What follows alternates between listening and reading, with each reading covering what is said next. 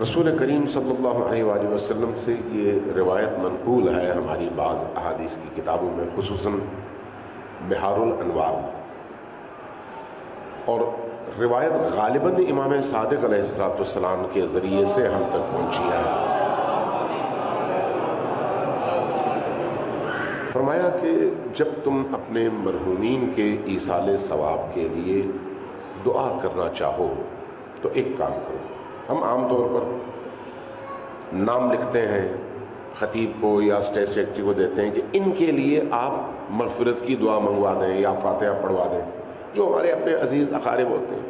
اچھی بات ہے، بری بات نہیں ہے، لیکن حدیث دیکھیے حدیث کیا ہے۔ فرمایا کہ جب تم اپنے عزیزوں کے لیے اللہ کی بارگاہ سے مغفرت کی دعا مانگنا چاہو تو ایک کام کرو، پہلے 3 بار صلوات بھیجو اور اس کے بعد 3 بار آیت الکرسی پڑھو، اور 3 بار آیت الکرسی کے بعد دوبارہ 3 بار صلوات بھیجو۔ 9 چیزیں ہوئی، 3 بار صلوات، 3 بار آیت الکرسی اور 3 بار دوبارہ صلوات۔ حدیث میں یہ درمیان والا حصہ ہے، پہلے اور آخر والا حصہ امیر المؤمنین سے منقول ہے نہج البلاغہ میں۔ کس نیت سے؟ یہ نیت کر لو کہ حضرت آدم سے لے کر اب تک، مثلا آج فرض کریں 5 رمضان کی رات کا یہ پہر ہے، 8 بجے ہے، اس وقت تک جتنے بھی لوگ دنیا سے گزر چکے ہیں ان سب کو تم یہ ثواب ہدیہ کر رہے ہو۔ ان تمام انسانوں کو جن کو تم جانتے بھی نہیں ہو، جن کا نہ تم نے نام سنا ہے، جن سے نہ تمہارا کوئی تعلق ہے، صرف یہ کہ وہ انسان ہیں، اللہ کی مخلوق ہیں، دنیا سے وہ لوگ گزر چکے ہیں، اب ان کو یاد کرنے والا کوئی نہیں ہے۔ اب ان میں تمہارے اپنے مرحومین بھی شامل ہیں، عزیز شامل ہیں، بھائی شامل ہیں، والدین شامل ہیں، باقی مرحومین شامل ہیں، وہ سب اس میں شامل ہیں۔ اگر تم یہ کام کرو گے، اللہ کی بارگاہ میں جب تمہارا یہ عمل پیش ہوگا تو اللہ فرشتوں سے ایک بات کرتا ہے۔ وہ کیا کہتا ہے کہ دیکھو میرے اس بندے نے صرف اپنے رشتہ داروں کی بجائے تمام ان لوگوں کے ایصال ثواب کی نیت کی جن کو یہ جانتا بھی نہیں تھا، ان کے فائدے کا سوچا۔ تو اب ایک کام کرو، وہ کیا؟ فرشتوں کو حکم ہوگا کہ سب سے پہلے تو اس آیت الکرسی کا جتنا ثواب ہے وہ ان تمام مرحومین کو پہنچا دو جو دنیا سے گزر چکے ہیں اور اس پڑھنے والے کی نیت میں شامل ہیں۔ تقسیم نہیں ہوگا، جو ثواب ہے، فرض کریں آیت الکرسی پڑھنے کا ثواب 100 ہے تو 100 کو تمام مرحومین میں تقسیم نہیں کیا جائے گا، بلکہ پورا ثواب سب کو عطا ہوگا۔ پہلا کام۔ نتیجہ جو آپ کے مرحوم کو ملنا تھا وہ اس کو ملا، لیکن آپ نے ایک تیر سے کئی شکار کھیلے، اس کو بھی مل گیا اور باقی تمام ان مخلوقات کو بھی اس کا فائدہ ہوگا۔ دوسرا، اللہ اپنے فرشتوں سے کہتا ہے کہ میرے فرشتوں، جب میرے اس بندے نے بندہ ہوتے ہوئے ان تمام مخلوقات کا خیال رکھا اور سب کو ایصال ثواب کیا تو کیوں نہ میں اس کو بھی اتنا ہی عطا کروں۔ پھر کیا ہوگا؟ حکم فرمائے گا کہ یہ جو آیت الکرسی اس نے پڑھی ہے، اس آیت الکرسی کے 3 دفعہ جب پڑھی ہے تو ہر حرف کے بدلے اللہ ایک فرشتہ خلق فرمائے گا۔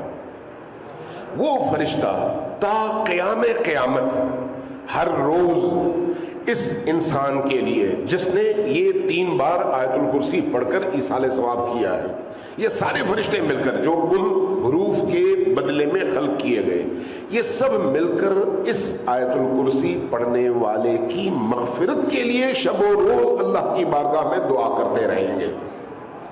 آپ ذرا تصور کر سکتے ہیں کہ اللہ جب عطا کرتا ہے تو کس طرح سے عطا کرتا ہے۔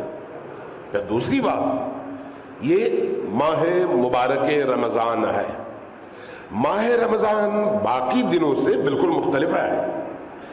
اس مبارک مہینے میں جب آپ ایک آیت پڑھتے ہیں تو اس ایک آیت کا جو ثواب ہے باقی مہینوں میں پورا قرآن پڑھنے کے برابر ہے۔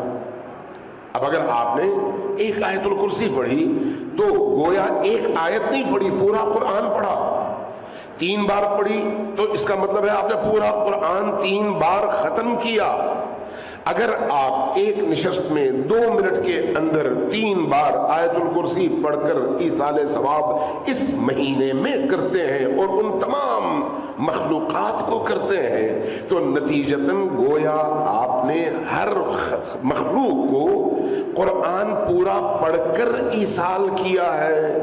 اور اس کا ثواب کتنا ہو سکتا ہے ہم اپنے ان ناقص اذہان اور عقول کے ذریعے سے اس کی گہرائی تک پہنچ ہی نہیں سکتے۔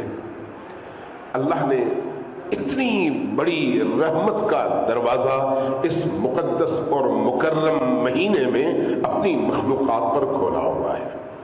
اس لیے جب کبھی مرحومین کو یاد کریں، ابھی تو رمضان مبارک ہے، رمضان مبارک کے بعد بھی تو روش یہ رکھیں کہ صرف اپنے مرحومین کے لیے نہیں، سب کے لیے نیت کر کے سب کو ایصال کرے، آپ کے مرحوم کو بھی پورا پورا ملے گا اور باقی مرحومین کو بھی ملے گا، اور اللہ آپ کے اس وسعت ظرفی پر خوش ہوگا اور ہمارے ظرف کو اپنی رحمتوں سے بھر دے گا انشاءاللہ۔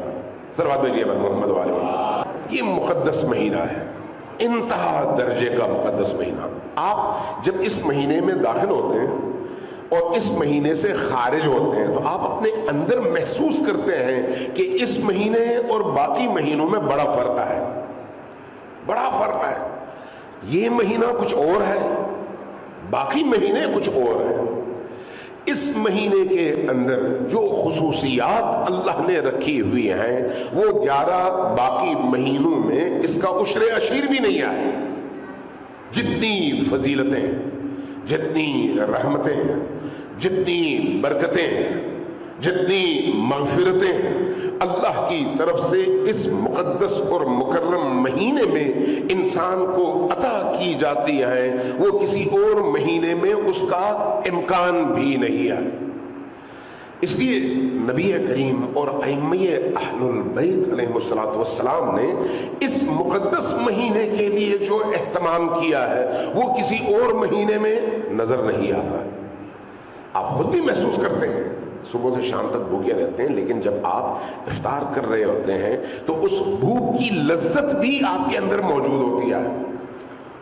اس بھوک کی لذت، یہ بھوک تکلیف دہ نہیں ہے، لذیذ ہے۔